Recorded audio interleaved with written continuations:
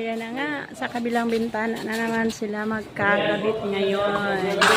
Ayan, so, madilim na dito mga guys, mga boss. At nasa loob na yung fluorescent. Mga ilaw natin. So, ayan no. Wala pang alas 3 mga boss. Buo na yung ating container. Sinimulan nila ng 1:30. Buo na. Yan, diba? Oh. Pinto na lang ang ikakabit natin ngayon mga boss. And then, hoy!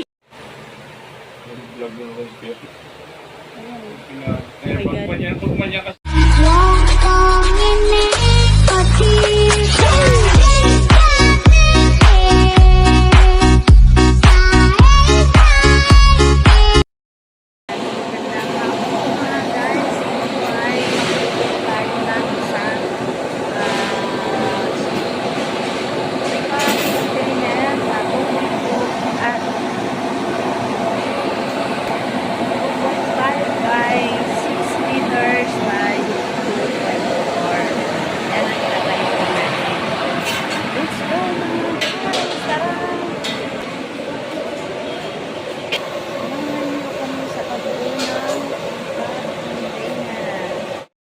Ayan, gagawa tayo ng container. Isang 20 na magandang kulay. Kulay brown. Una, itornilyo ang mga ulo at paa.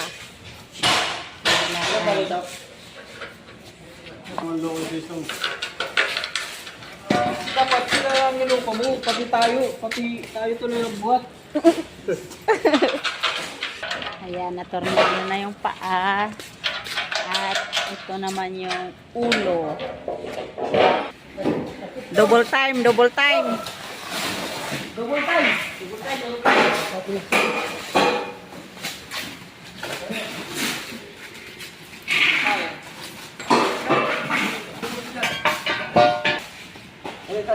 time. Angat. Ayun na nila yung poste. Itong, puli ka magad. Robles. Kakabit na yung ground beam. Puro lasik kamay ito eh.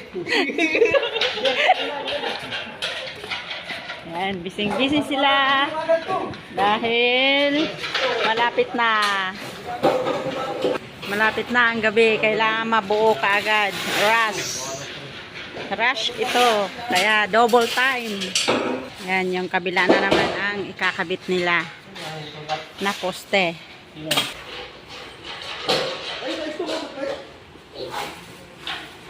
Tumilipitan mo ito? Kita mo ito. Tignitan mo pa rin na makapasok natin. Tignitan natin konti. Ano yung pag-ikita ito? Mahalo tayo. Bakit na? Nahawag ang chip. Bigat pa naman yung... Bawa na pag-ikita dito no? Ayan, itatayo na rin nila yung sa kabilang poste. Dulo. Ayan. Dito nakabit.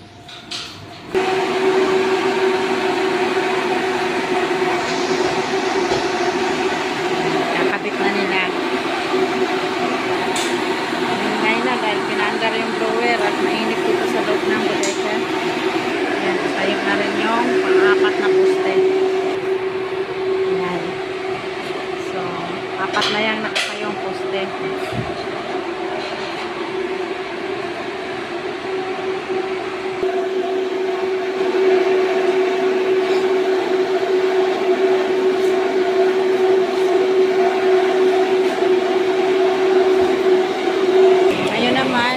Kakabit na yung floor joist. Ayan. Floor joist natin is dalawang klase. May 3x3 at may 2x3. Kasi ang mga tao sa preparasyon ng paggawa ng Indigo Prefab house. Indigo Prefab container. Isa lang yan. Ito ko lang i-mention. Floor joist natin ay dalawang klase. Isang 2x3 at isang 3x3. Ayan. Alternate yan ang pagkabit. So, ayan. Kabit na.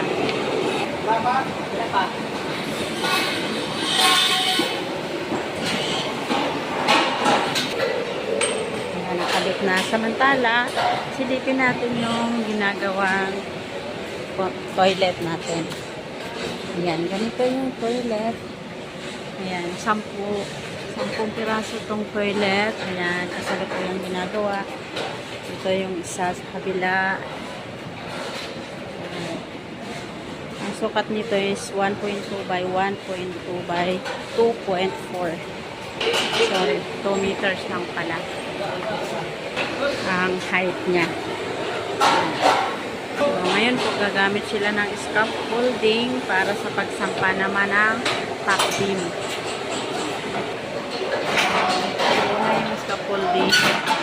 Magsasampa na sila mamaya ng top beam. Ang mga project nila.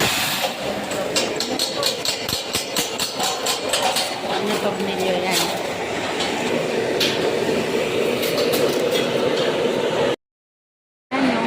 Kabilang side, ayan, nakapagtagyan sila ng cross top beam.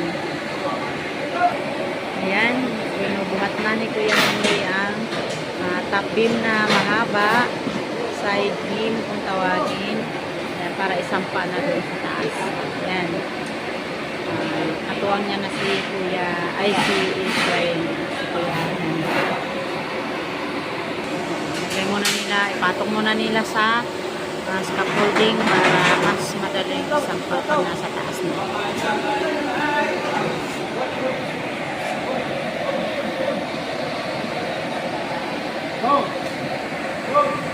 Ayan, pinakabit na ito yung Henry sa taas. At si Mike Luto naman at andun ang ito doon sa kabila. Ayan, so sampa na naman yung kabila. Dito sa dulo wala pang side view. Ayan, nakakabit na ngayon ni Mike. Oo. Ayan, nakakabit na ni Kuya Henry sa taas. Ayan, so yun na siya ang skeleton. Magdingding na tayo maya-maya lang. Bilis nilang magawa. Super bilis talaga. Kaya order na mga bus. Lahat yan, Voltec.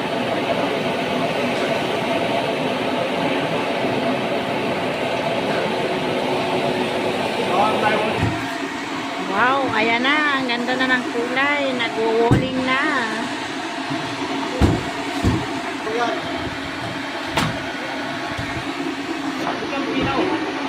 So, ayan na. Maya-maya lang matatapos na ito magdingding. Very quick talaga mga boss. Ayan. Ito yung panugtungan and then sinasalta dito yung susunod na panel. Tapos po doon sa taas ay iniipit po yan ng tinatawag na pressing plate. Yung panel, ulo ng panel sa taas. Yan yung pressing plate. Yan yung nag-iipit sa panel. Ayan, so ito po yung male. Ayan, so sasalpak yan dito sa female panel. Ayan. Ayan. So, ganyan na po siya. Ayan. Brown ang design dito sa labas. Sa loob naman yung mga boss ay puti. Para maliwanag ang loob. Ayan. So, dahil 2.5 siya, dalawang panel na magkatabi at dito naman ay sisiruhuan natin. So, yung panel na yan na nakikita natin na to, hahatiin po nila yan para isalpak dito at saka doon sa kabila. So, ayan na yung toilet. Sa labas ng toilet, ganito siya. Tapos, ayan, meron siyang exhaust fan at meron din lower dito sa kabila. Ayan, talagang ito ay Heat panel din to. Tapos aluminum naman to. Ayan. Ito ay 10 piraso ito na binubuo namin.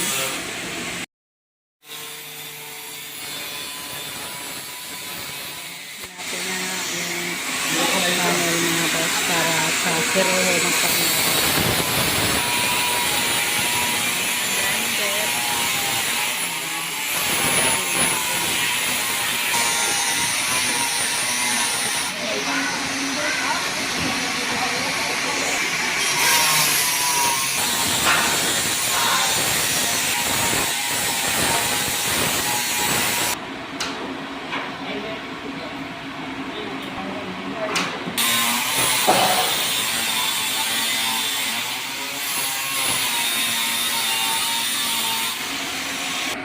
Nakakabit na nila yung siroho doon sa kabila. At nakabit naman yung isang siroho dito sa kabila. Ayan.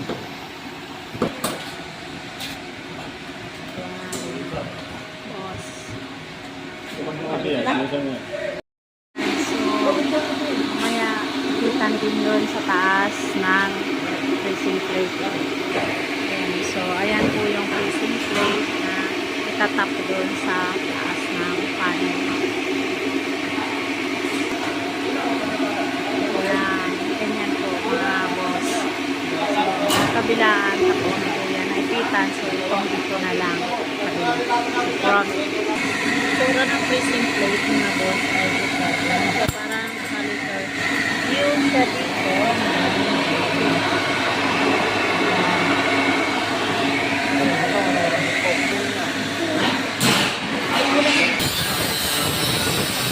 Yan, kakabit na yung panel ng baba sa bintana.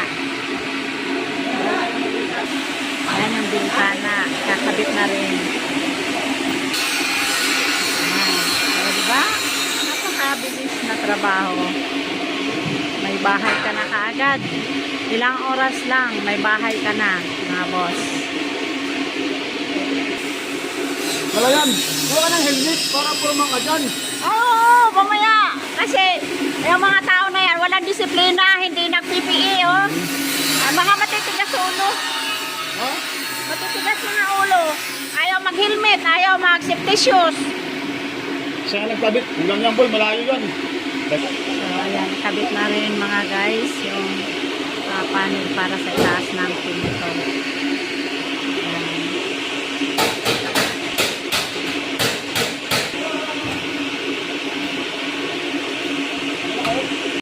Ayan na nga, sa kabilang bintana na naman sila magkakabit ngayon. Ayan, so, madilim na dito mga guys, mga boss. At nasa loob na yung fluorescent. Mga ilaw natin. So, ayan no. Wala pang alas 3 mga boss. Buo na yung ating container. Sinimulan nila ng 1:30. Buo na. Yan, diba? Oh. Pinto na lang ang ikakabit natin ngayon mga boss. And then, hoy!